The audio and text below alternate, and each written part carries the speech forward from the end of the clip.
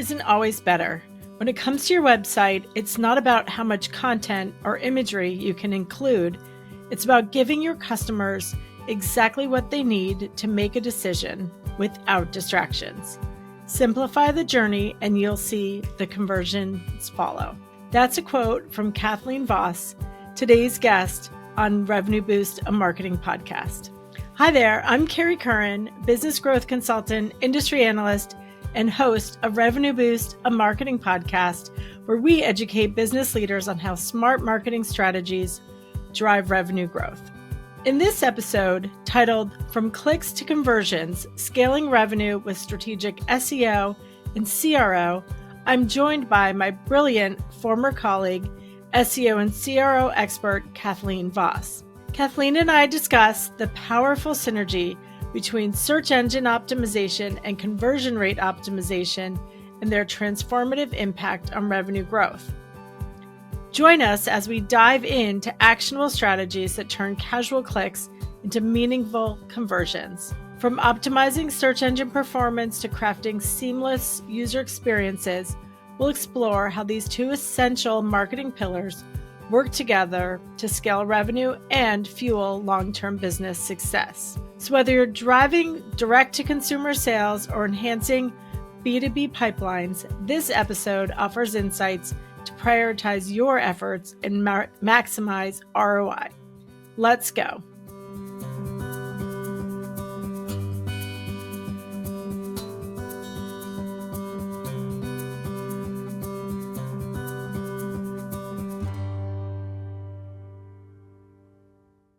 So welcome, Cathleen. Please introduce yourself and share all about your background and expertise. Awesome. Thanks so much, Carrie. I'm excited to be here. So I'm Cathleen Voss. I have spent most of my career in SEO and conversion rate optimization. I started my career at iProspect. It's a large search marketing agency. There I did SEO and I also did website conversion audits, and that really started my love of UX and working on websites. I also spent a large stint of my career at SmartPack Equine, 9 years. That's a large equine retailer, running search and also website product management there, running the website and A/B testing. I've also worked at Embark Veterinary, where I was an SEO product manager, and most recently at GNC, where I was their director of organic and paid search. Excellent. Well, Kathleen, we're very excited to have you and talk about your expertise. I know back when you and I started in SEO, all you needed were some keywords in your title tag and your keyword tag. Yep. And so today you are a consultant. Tell us just a bit about what you're focused on today. Sure. So I've been helping brands and websites with SEO and also CRO.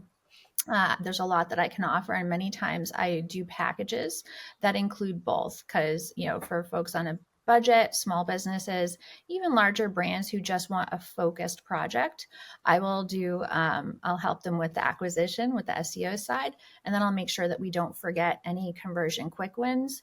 And it's also helpful just to have a fresh set of eyes, especially for larger organizations. They want someone to come in and audit their program or just look at their conversion funnel with a fresh perspective. So that's what I've been doing a lot of lately.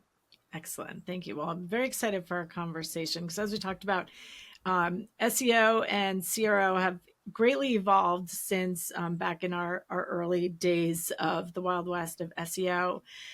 So what are some of the more recent trends that you've seen and kind of changes that brands need to be thinking about? Yeah, so one of the biggest trends happening right now is we are seeing affiliate publishers, content publishers, they're being negatively impacted by the Google algorithm updates. And so as a result, brands who perhaps have seen a decline in traffic over the last couple of years, some as much as 40%, that actually has been the norm, they're finally starting to see a rebound in organic traffic, which is great. But they certainly don't want to sleep on CRO. So now that they are seeing that increase in traffic, It's going to be really important to take a close look at your conversion funnels and your site and make sure that you're not leaving anything on the table, because now you have those qualified visitors and those qualified leads that you've been pining for the last couple of years. So let's make sure that they're getting everything they need when they come to your site and they're ready to convert. Excellent. Yeah. So I know that I've been working with a lot of publishers that need to kind of identify new sources of traffic and kind of build out that strategy, because they were so focused primarily on SEO over the years. And you're right, like SEO and CRO are two things that need to be part of your kind of always on marketing or business growth strategy. And as you said, they go hand in hand. So um, talk a bit about how you the role of SEO in conversion rate optimization, kind of how they go in hand to hand, especially in like the research and work that you specialize in. Sure.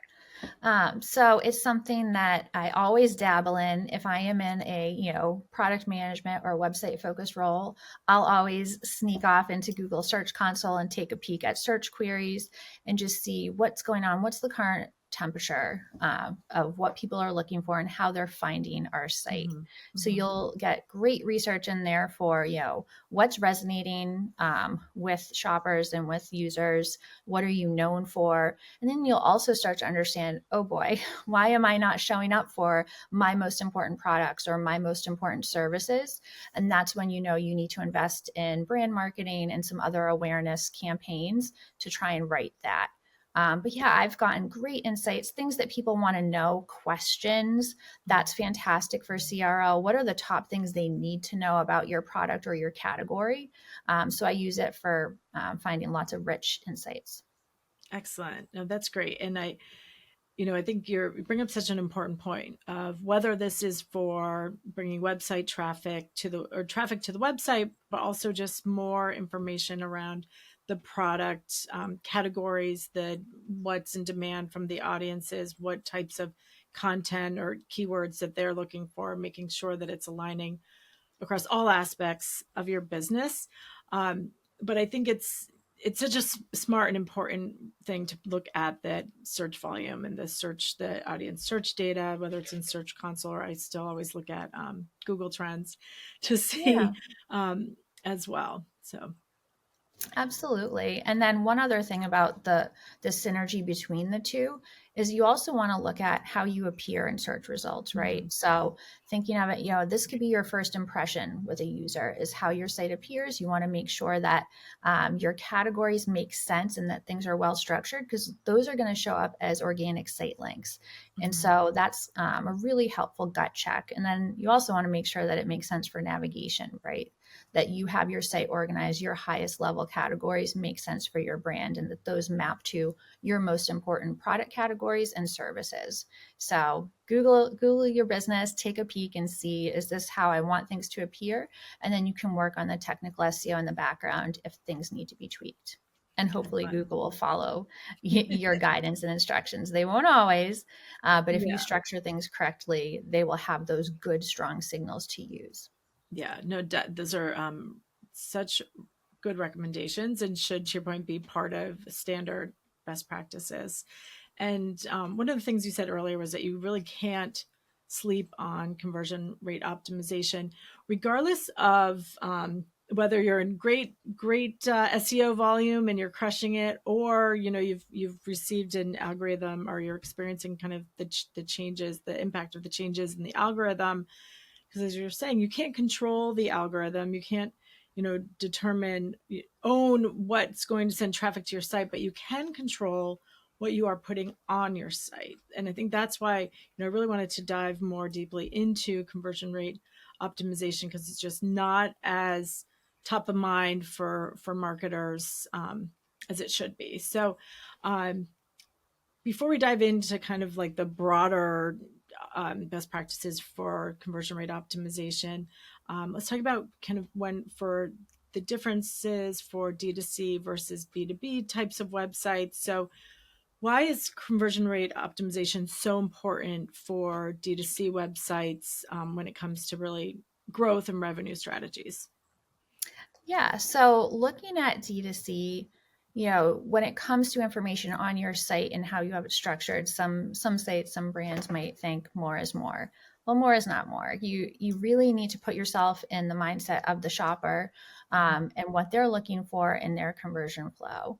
I'm really fortunate. I've done hundreds of UX tests. That's where I've gotten some of my best insights. And that's where I really have learned to empathize with the user and with the shopper. So when you hear it straight from their mouths, as they're scrolling through a site saying, I just need to know the dimensions, or I just need to know what is the material, you see how frustrated they get when things aren't organized in the order they expect them to be, or when there's just so much extra copy and also imagery. Sometimes sites will add tons and tons of imagery, say whether it's stock or whether it's designed in-house, but anything that keeps them from getting to the answers they need, the things that they need to convert, you really don't want to set things up that way. So that's one of the biggest things I've noticed for D2C is, more is not always more. And then conversely, make sure that you are doing appropriate research so you know what questions do they need answered before they can convert. And if you don't have those things, if you don't have those specs bulleted in a nice scannable list for them, make sure that you add it. And then the other biggest thing that sites a lot of times sleep on is reviews. So when I interview shoppers and consumers, that's usually number one, top of the list, is trustworthy third-party collected reviews for the product or for that brand. And so it's not always the answer that people want. A lot of times companies want, oh, I just need to do more of something using my internal resources. No, unfortunately, you need to really focus on reviews, which is almost an entire function in and of itself, right? So the moderation of them, responding to them, the formatting of them, et cetera. There's a whole world there, and it's important. It really matters for D2C. This episode of Revenue Boost, a marketing podcast, is brought to you by Kriglu. Want to boost customer acquisition while saving time and money? Meet Kriglu, an AI-powered omnichannel bid management platform designed to optimize your ad spend. Kriglu intelligently adjusts bids across channels, ensuring your ads reach the right audience at the lowest cost. Plus, with its automation, you'll free up valuable time to focus on your business. The result? Efficient, cost-effective growth, all while maximizing your marketing budget. Ready to scale smarter and faster? Visit Kriglu.com, Kriglo.com, and start saving today. Yeah, no, that's really great advice, especially with the reviews, because I know often whether somebody's standing in store or researching online, they'll often look for the product reviews to help them make those decisions. And, they're getting more and more trustworthy as there's, new government regulations for fake reviews. So to your point of being such an important part. And I think it also helps, it's something you mentioned earlier, of when you're a D2C site, you want the visitor to convert with you and not just look at your content and then go convert on a big retailer like Amazon or something. There's the benefit of owning that sale and collecting that customer data for loyalty and retargeting. So all really, really good recommendations for D2C. Yeah. You certainly don't want to sleep on that final step either, right? So the more that companies can invest in UX testing or just test the conversion flow yourself, sign in, incognito as a new shopper and try and convert. That's when you might uncover some of those stumbling blocks along the way. And some of the most helpful things you can do, single sign-on, anything you can do to simplify the login experience and the access to the user's wallet will help a lot. Those are the things that are going to push them to convert with, say, Amazon or another site where they know they can convert more easily after they've done research on your site. Definitely. Yeah, definitely connecting to the mobile wallet is so important. If I have to go find my credit card versus the automatic populating or a PayPal or Apple Pay link, you definitely are, to your point, you got to move people through quickly. Yeah. Yeah. So, and then for B2B websites, I know that's, there's not always an immediate conversion. So talk about kind of some of the important aspects that B2B brands, whether it's SaaS, other tech, need to really be thinking about when it comes to conversion rate optimization. Sure. So this is something I've been doing a lot more of recently with my consultancy, helping small businesses who are in this space. And so when it comes to B2B, I think first and foremost, be very clear on what your services are. So try and do some keyword research, do some competitive research. Make sure that you're describing your services in the same way that what you consider to be competitors do, because that's going to really help the consumer understand. Okay, this is what I need for this Yeah. function I'm trying to fill right Yeah. now. Or this is And the then business problem I'm trying to solve. This is what I yeah, need today. Yeah. yeah. So that's something I've noticed a lot of. And again, just be really concise and clear in what your services are using common language. Hmm. And then the other biggest thing I've noticed too is, as much as you can, move out of your comfort zone. So whether you yourself might be a consultant or offer, say, a coaching business or something along those lines, you want the user to understand what's it going to be like to work with you. Hmm. So as much as you can, have pictures of yourself, have pictures of, say, you offer in-person events, have pictures from those events. Let them see what it's going to be like. Try and stay away from stock photos. Yes, they're cheap, but consumers Hmm. can spot them a mile away. Even in the D2C world, they would always call them out in UX tests, like, oh, no, like you might think they look great, Yeah. Yeah. but the shopper knows better. So have real pictures. Again, really paint the scene of what it's going to be like to work with you, Hmm. and with your, use your services, and make sure that you have as much of those details as possible.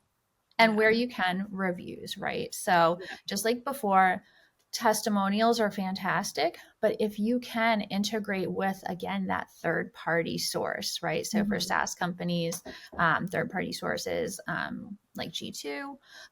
If you're a small business, Google My Business, your Google My Business listing, those are so important, because then they can click through and say, okay, it's not just this one business saying how great they are Yeah. and cherry picking the testimonials. I can then click out and go to a trusted third party site and read real reviews. Yeah. No, that's super important and helpful, because so much of B2B buying today is that trust factor. And there's a stat out there from Sixth Sense that said, brands are doing 70% of the research of making their short list before they even call you, or talk to your salesperson. So it Yeah, I just saw that ties too. to, yeah, it's fascinating, because I think it moves the whole B2B strategy to providing, like you were saying, what the information they're looking for, what's going to solve my business challenge, what's going to build trust. They build that short list before they even are going to connect with the salesperson. So I love all of your recommendations and advice. Um, Thanks. Great. And so, overall, um, you review a lot of websites, and as a consumer you're on a lot of websites. So what are some of the things overarching, whether it's D2C or B2B, like what are some of the overarching investments you see that brands tend to kind of prioritize investing in over CRO, where you would kind of switch the priorities? Yeah, so I can definitely share a couple anecdotes and insights when it comes to Mhm. that.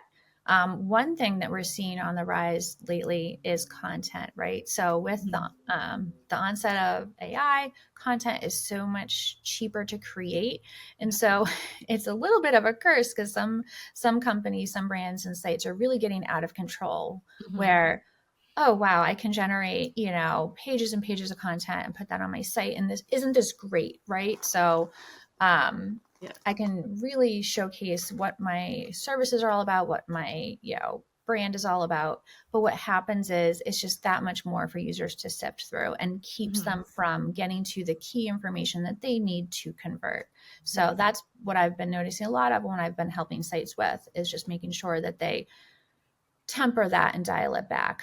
The good things about AI, you can do tons of research and you can get ideas about things to feature in your content, but just try not to go whole hog with the volume of it. And the same can be said also for imagery. That's another site asset that I see, brands really over index on, because, again, whether they source it internally or whether they outsource it or even have started to use AI with imagery, they have the ability to create a beautiful website and to inject tons of imagery. But again, you just have to be so careful. Anything that keeps a user really from achieving what they came to your site to do, you have to look at it that way. They are on a mission. They have a job to be done, and you don't want to distract them. And with that imagery, I'll repeat myself again, make sure it's authentic, right? Because they'll spot something inauthentic a mile away. And this is back in my e-commerce days at SmartPack. I was interviewing folks and just taking them on competitor sites and getting a sense of how they reacted to certain things we were thinking about investing in. Every time we featured, a site featured images of ingredients in their original source. So whether it be a plant or a pile of grain or certain things, they had such a strong reaction to it. And they're like, get this marketing fluff out of my way. I'm trying to find out how many grams of this ingredient it has. And so like they literally would call it marketing fluff. So that's my advice, is really try to, hold yourself back and just not over index on copy and imagery. Yeah, no, I love that. I love that advice, because there's a balance in having the content on your site for that, person doing research and the SEO factors. But I think what you pointed out before is to put it in like a learning section, not in the direct funnel, kind of getting in the way of getting quickly to the conversion. Absolutely. And there's a time and place for everything. I'm not saying to not use these beautiful brand building images, but just be really careful with how many you feature and where you feature them, so that because there's obviously different personality types when it comes to consumers, whether they be D2C or B2B. Different people are going to react to different things. So you certainly don't want to squash it all together, but just don't let it impede those shoppers who are, competitive or spontaneous and moving quickly. Make sure that it's still there, because I certainly don't want to tell brands not to showcase who they are and make that impression with users, but it can't come at the expense of conversions and those shoppers who are moving quickly through the funnel. Excellent. Now, this is so helpful, Kathleen.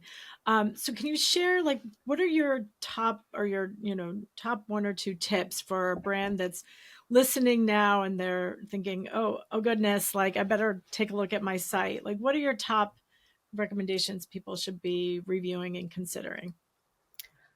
I would really bring it in and start small, right? So thinking about your business, thinking about your, say, top 1 to 2 products or services, focus on those. Make sure that those conversion funnels are slick, that the consumer has everything that they need to convert for those products or services. Because you certainly don't want to boil the ocean. It can be really overwhelming, especially if you're, a retailer who sells, thousands of products. Or if you have, say, tens to hundreds of different services.